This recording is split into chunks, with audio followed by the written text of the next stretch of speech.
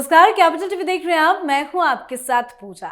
बिहार विधानसभा चुनाव 2025 ने जहां एक तरफ एनडीए को रिकॉर्ड तोड़ जनादेश देकर नया इतिहास लिख दिया, वहीं दूसरी तरफ इस नतीजे ने 4 बड़े नेताओं के भविष्य पर ऐसे सवाल खड़े कर दिए जिनका जवाब अब शायद उन्हीं के पास नहीं है। ये 4 नाम है तेजस्वी यादव, प्रशांत किशोर, मुकेश सहनी और राहुल गांधी। तेजस्वी अपनी ही पार्टी संगठन को मजबूत नहीं कर पाए, आरजेडी अंदरूनी कलह में उलझी रही और जनता ने ऐसे अस्थिर नेतृत्व को गंभीरता से नहीं लिया।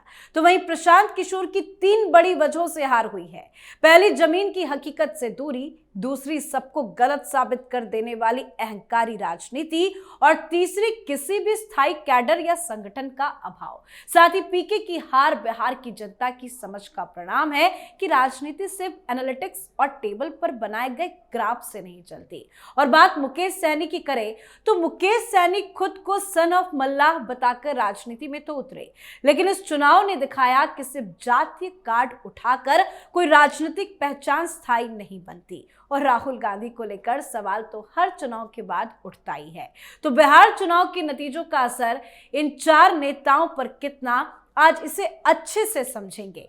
चर्चा के लिए मेरे साथ स्टूडियो में मौजूद हैं कैपिटल टीवी के editor in chief doctor Manish Kumar. Doctor साहब, बहुत बहुत स्वागत है आपका। धन्यवाद। 4 नेताओं के बारे में आपसे जानना चाहेंगे। सबसे पहले शुरुआत तेजस्वी यादव को लेकर करते हैं। जो करारी और बुरी हार तेजस्वी यादव आरजेडी की हुई है, उनके भविष्य को लेकर अब क्या? देखिए, तेजस्वी यादव इस हार के बाद फिर से खड़ा हो पाए, पार्टी को संभाल सकें, ये इस वक्त दिख नहीं रहा। ऐसा नहीं कि आरजेडी खत्म हो जाएगी, लेकिन तेजस्वी यादव अब वो तेजस्वी यादव नहीं रहेंगे। जी। कारण उसका सबसे ये है कि एक तो परिवार में जिस तरीके से आपने अपनी दुर्गति करवा ली, बहन के साथ, भाई के साथ, तीनों बहनें छोड़ के भी चली गई, पिता रो रहे हैं, माता रो रही है। मतलब चुनाव से पहले जो बातें विपक्ष कह रहे थे कि जो आदमी अपने परिवार को नहीं संभाल सकता वो पार्टी क्या संभालेगा, तेजस्वी यादव ने इस आरोप को एग्जैक्टली सही साबित कर दिया। अब पार्टी नहीं संभल रही वो इस तरीके से, क्योंकि पार्टी के अंदर बाहरी लोगों का प्रकोप इस तरीके से हो गया है कि लालू यादव के साथ के जितने लोग जो पिलर्स थे, आप ये देखिए ना, 11-12 जगहों पे फ्रेंडली फाइट महागठबंधन में। जी। फ्रेंडली फाइट का मतलब क्या था? फ्रेंडली फाइट इसलिए क्योंकि आप अपने उम्मीदवारों को बिठा नहीं पाए। क्यों नहीं बिठा पाए? क्योंकि उनसे पैसे ले लिए थे। अब वो तो कहेगा कि हम तो बैठेंगे नहीं, हमें तो सिंबल मिल गया, पैसे हमने दे दिए। तो ये जो खरीद बिक्री का दौर और उसकी वजह से परिवार में लड़ाई टिकट को लेकर, अब समस्या क्या है कि तेजस्वी यादव कोई बहुत आइडियोलॉजिकल, कोई जमीनी नेता नहीं है। लालू यादव के बेटे हैं, तो जब तक लालू यादव हैं तब तक तेजस्वी यादव हैं। ये मौका था उनके लिए कि तेजस्वी यादव अपने आप को लालू यादव के छत्र छाया से बाहर निकालकर अपने आप को एक लीडर साबित करते। उसमें वो साबित कर पाए क्या? नहीं। हार ने उसका मटिया मेट कर दिया। अब लगता नहीं है कि वो जीरो से शुरू होकर वो राहुल गांधी वाली आदत है, वही कि आप फिर से पार्टी को खड़ा करने वाली, आप में वो चरित्र ही नहीं है, वो कर्मठता ही नहीं है। भाई, जो आदमी हेलीकॉप्टर मौसम की वजह से नहीं उड़ सका तो वो घर बैठ गया, और जिसको तुम शरीर से बीमार, दिमाग से बीमार बता रहे थे नीतीश कुमार को, वो कार से रैलियां कर लिया। तो इसका मतलब ये हुआ कि तेजस्वी यादव के पास वापस खड़े होने की काबिलियत फिलहाल नजर नहीं आ रही। तो जो लोग पैसे देकर टिकट लेते हैं, तो वो पैसे क्यों देते हैं? वो इसलिए देते हैं कि उनको लगता है कि इस पार्टी से मैं टिकट ले लूं तो हमारा कुछ वोट है और इस पार्टी का वोट मिल जाएगा तो हम जीत जाएंगे। और जब ऐसे लोगों को ये समझ में आ जाए बात कि पैसा भी चला जाएगा, हम जीतेंगे भी नहीं, क्योंकि ये आदमी हमें चुनाव नहीं जिता सकता। क्या वो उस दरवाजे पे जाएगा? नहीं जाएगा। और इसलिए ये जो तमाम मीटिंग वगैरह में जो अब बवाल मचा है, उसके बाद जो खबरें आ रही है, ये इस बात का बिल्कुल सबूत है कि तेजस्वी यादव जो चुनाव के पहले जो रंग ढंग था और कुछ समर्थन था, वो अचानक से 0 हो गया है। चलो बात प्रशांत किशोर की कर लेते हैं। उनका अब भविष्य क्या? वो तो कह रहे थे कि मैं राजनीति से संन्यास ले लूंगा अगर जेडीयू को इतनी सीटें आ गई तो। देखिए, अब तो उनको संन्यास ले लेना चाहिए, लेकिन मैं शुरू से कह रहा हूं he is a fraud. Hindustan की राजनीति में जितनी सारी बीमारियां आई हैं, उसके कहीं ना कहीं बहुत बड़ी जिम्मेदारी जो है प्रशांत किशोर के ऊपर है। अगर कैपिटल टीवी के दर्शकों को पुरानी वीडियोस याद होंगे, मैं शुरू से कहता आ रहा हूं, तो ये नॉन परफॉर्मिंग है, एक भी सीट नहीं आएगा। उसकी सारी पार्टी, उसकी सारी पॉलिटिक्स वो आइदर लैपटॉप पे होती है या मीडिया के स्टूडियो में होता है। जी हाँ। पैसे देकर के इंटरव्यू कराना, सोशल मीडिया में पैसे देकर के बूस्ट कराना, ये सारी चीज, इससे चुनाव थोड़ी जीता जाता। He has become classic vote कटुआ जी। वोट काट काट करके जो है, अभी ये नहीं होता तो 7-8 सीटें जो है तेजस्वी यादव की और कम हो गई होती, और कम हो गई होती कि ये हर जगह कुछ जगहों को छोड़ के ये एनडीए को ही हराने में लगा हुआ था। लोग झांसे में आ गए थे, लेकिन जब फाइनली वोट देने के लिए लोग गए, लोगों को समझ में आ गया कि इसको वोट देने का मतलब है तेजस्वी को वोट करना, जंगल राज को वोट करना, और इसीलिए इसकी दुर्गति हुई है। वापस चले जाओ। कारण ये है कि हर कोच अच्छा खिलाड़ी नहीं होता और हर खिलाड़ी अच्छा कोच नहीं होता।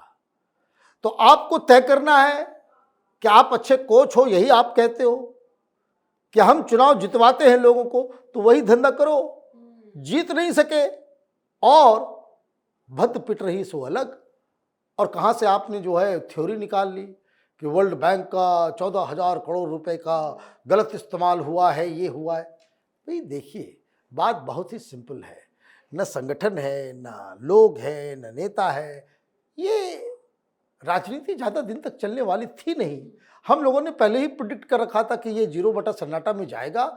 ये कोई जीतने उतने वाला है नहीं, ये सिर्फ हंगामा खड़ा कर रहा है, इससे कुछ नहीं। लेकिन जो डिप्टी सीएम का सपना देख रहे थे मुकेश सैनी, वो अब सपने से निकलकर बाहर आएंगे या अभी भी ख्यालों में रहेंगे? अब बेचारे के ऊपर बहुत जो है दया आ रही है।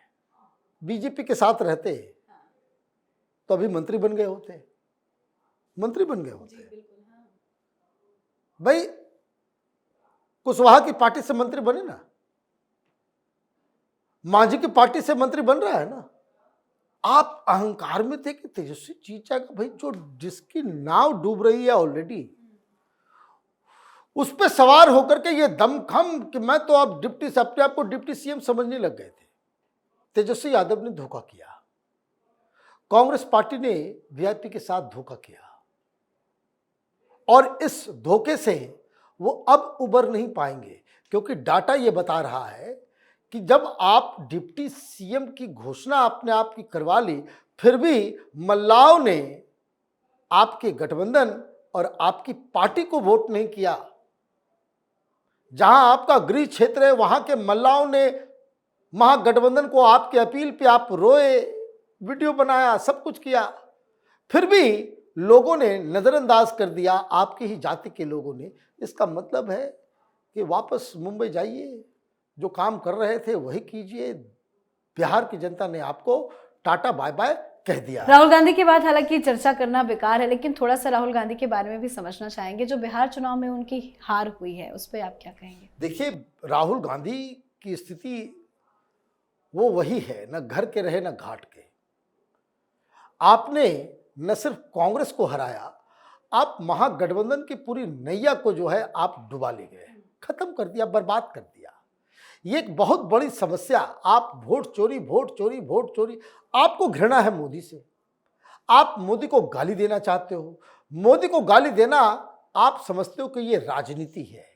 ये दरअसल घटियापन है जो तेजस्वी यादव और जो राहुल गांधी की बीमारी है, इनको और इनके दिमाग को खराब करते हैं ये यूट्यूबर्स, टीवी चैनलों के कुछ पत्रकार जो दिल्ली में बैठ कर के ज्ञान देते हैं और उनके इशारों पे ये लोग अपनी रणनीति बनाते हैं। उसी के चक्कर में ये बर्बाद हो रहे हैं, उसी के चक्कर में। भाई मैं तो देख रहा हूं, वो सारे लोग जो तेजस्वी यादव को भारी मतों से जितवा रहे थे, अब जब उनकी सारी भविष्यवाणी गलत साबित हो गई, अब वो कह रहे कि नहीं नहीं यही दिक्कत था, ये दिक्कत था, ये दिक्कत था, और वही सलाहकार बने हुए थे। भाई आप बुला करके इंटरव्यू दे रहे थे अपने समर्थक और उस तरह के विचारधारा वाले पत्रकारों से, तो आपका तो दिमाग खराब होगा ही। राहुल गांधी की यात्रा कहाँ कहाँ घूम घूम करके, वो एक और फ्रॉड जो है वो योगेंद्र यादव कि घर घर चला गया है ये मैसेज कि वोट चोरी हो रही है बहुत प्रचंड बहुमत से। भाई हरियाणा में भी कहा था कि आंधी नहीं, लहर नहीं, सुनामी आ रही है ना। यहां भी सुनामी नजर नहीं आया। तो ये लोग इस तरह के नेता हैं जिनका ना आगे कुछ है ना पीछे कुछ है। बिहार की ये जो करारी चोट है, राहुल गांधी के लिए मुसीबत ये है कि अब उनको विपक्ष का सबसे बड़ा नेता लोग अब मानने को तैयार नहीं होंगे। बीजेपी वाले नहीं, जनता नहीं, बल्कि इंडी गठबंधन के अंदर विद्रोह। इसलिए राहुल गांधी के लिए बहुत बड़ा झटका, बहुत बड़ा नुकसान। इस रिजल्ट के आने के बाद आरजेडी के परिवार के अंदर और संगठन के अंदर विद्रोह। इसलिए तेजस्वी यादव का पूरा इसको कहते कि पूर्ण विराम उनकी राजनीतिक करियर के ऊपर। जिस तरह का धोखा खाया ये मल्ला, सन ऑफ मल्ला, मुकेश सहनी, उसकी भी राजनीतिक करियर चौपट। और प्रशांत किशोर, उसकी तो गाड़ी ही स्टार्ट नहीं हुई, उसके बारे में क्या कहना। ये तो फिर कहीं चुनाव होगा, वो वहाँ अपना एक्सपर्टीज शेयर करने के लिए, रणनीति बनाने के लिए निकल जाएगा। जो लोग प्रशांत किशोर के साथ गए थे उनको पागल करके वो छोड़ेगा और बिहार की राजनीति में फिर वापस नहीं आएगा। बिल्कुल सर, बहुत बहुत धन्यवाद सर समझाने के लिए। धन्यवाद। तो बिहार के 2025 के जनादेश ने एक चीज साफ कर दी है कि राजनीति में सिर्फ चेहरे नहीं चलते, भरोसा चलता है। सिर्फ भाषण नहीं चलते, प्रदर्शन चलता है। सिर्फ वादे नहीं चलते, नियत और नेतृत्व चलता है। तेजस्वी यादव जो वादा करते करते जनता का भरोसा खो बैठे, प्रशांत किशोर डेटा की राजनीति जनता की राजनीति के सामने ध्वस्त हो गई। वहीं मुकेश सहनी मौका परस्ती का मॉडल बिहार में अब नहीं बिकता। तो बात राहुल गांधी की, उनकी राजनीति अब सवाल है, जवाब नहीं। तो आप भी अपनी राय कमेंट करके लिखिएगा। देखते रहिए कैपिटल टीवी। नमस्कार।